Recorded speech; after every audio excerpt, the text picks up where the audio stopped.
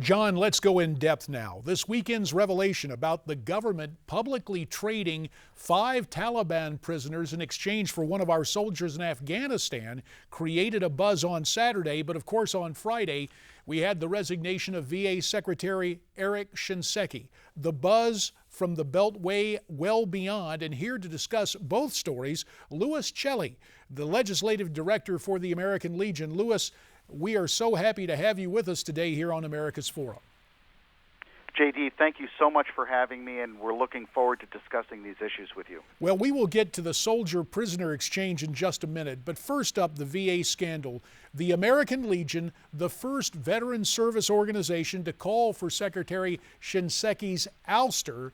Back on May 5th, your national commander had some very strong words. Let's listen directly to the statement from the national commander of the American Legion. It is obvious the issues are more widespread within the VA. Those problems need addressed at the highest level, starting with new leadership.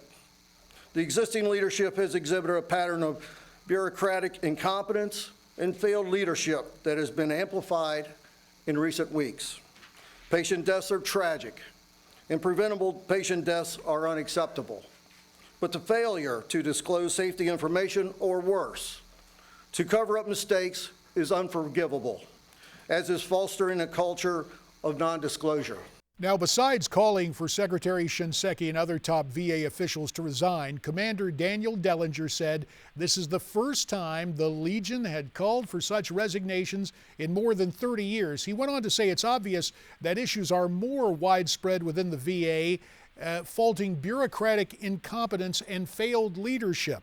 I imagine this was a tough call, Louis, but for Commander Dellinger to say these things and finally see the results transpire on Friday, I don't know if you chalk it up as a victory as much as it is a triumph of public policy over politics. Give us the official take in the wake of the Shinseki resignation now from the American Legion. Well, thank you, JD. And that's really an excellent point to bring up. The American Legion takes no joy in having Secretary Shinseki step down in disgrace. We absolutely are not reveling in this, but what we did need was we needed to see a substantive change in leadership. And Secretary Shinseki himself came out and admitted that he didn't have a full handle on what was going on and attributed that to his subordinates not giving him the truthful information that he needed in order to make the leadership decisions necessary to save patient lives and to make sure that veterans were well taken care of. That's not the type of leader that we have faith in. We have faith in a leader that's able to sniff out those lies, be able to root through that deception. This deception was a conspiracy. It was vision by vision by vision by vision wide. It spread across the entire agency. So this is something we expected him to be able to root out. And not only that, the American Legion and lawmakers on several different occasions said specifically in private and in public to then Secretary Shinseki, your people are not being honest with you. You need to get to the bottom of it. And unfortunately, this is where we are today.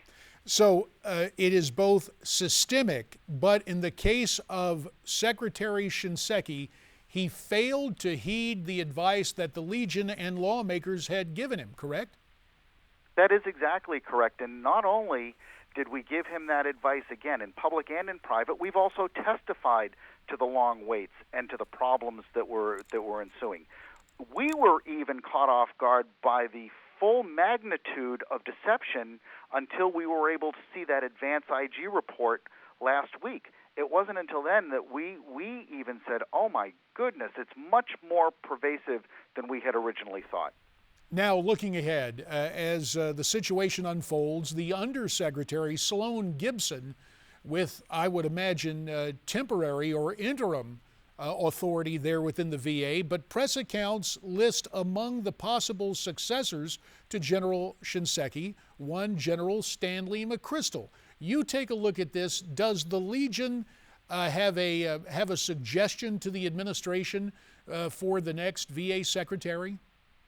Well, I can tell you that specifically by Constitution and bylaws, the American Legion is prohibited from endorsing any political candidate or any appointee.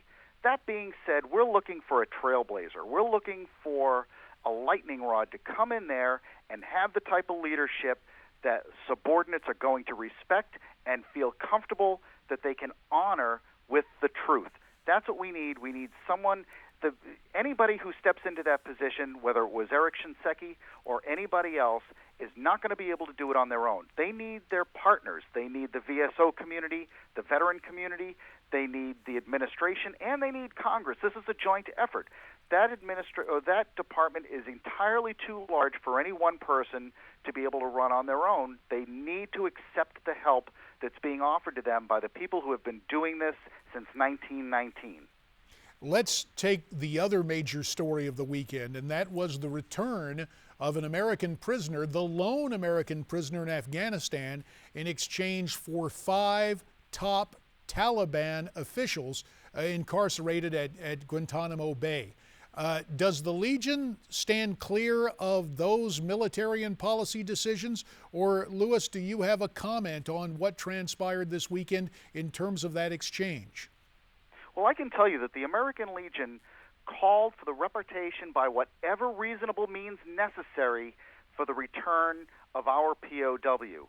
Now that he has been returned, we think it's completely up to the military authorities. He is still a member of the United States Army to investigate any circumstances surrounding his disappearance and act in accordance with their findings. So, to boil this down, Louis Celli, you're saying the return was important by, I want to make sure I get the terminology correct. Did you use reasonable means? Because that brings up the whole question. When you have 5 top Taliban officials exchanged for the one American prisoner. I mean, a lot of people are happy to have the American back, but there was grave concern that the U.S. conceded too much in this exchange. Well, J.D., that's not only an administrative policy decision that I'm sure that the White House made in conjunction with leaders at the Department of Defense, but I can tell you that if it was my son or my daughter or my brother that was being held captive, and you were to ask me, how many Taliban leaders should we be able to swap to get that person home safely? I'd say as many as you can round up. But those aren't our decisions to make. We just have to believe that the intelligence that was gathered at the time made safe decisions for the United States of America, and that the DoD leaders and the administration took that into consideration when they made these agreements, and that there was no other way to return that soldier. It has become the bone of some contention, and there's only about a minute left, Louis, but the situation that by law, Congress was to be informed 30 days before this swap, yet no such notification came. We know you work closely with people on the Hill. Is there a legitimate grievance there with the lack of legislative consultation or even advising the legislative branch? Well, J.D., and again, as you know, this just happened this weekend. We were all caught off guard by it. Nobody was given advance notice. We haven't really had a chance to delve into the legalities of how the administration may or may not have acted and what conversations they had with Congress, because those are classified conversations and we wouldn't have known anyway. We're going to have to let Congress and the administration work that out. Fair enough. Louis Celli, the Legislative Director for the American Legion, we appreciate your insights on these 2 vital stories. Thank you so much. Congressman, thank you for having me today.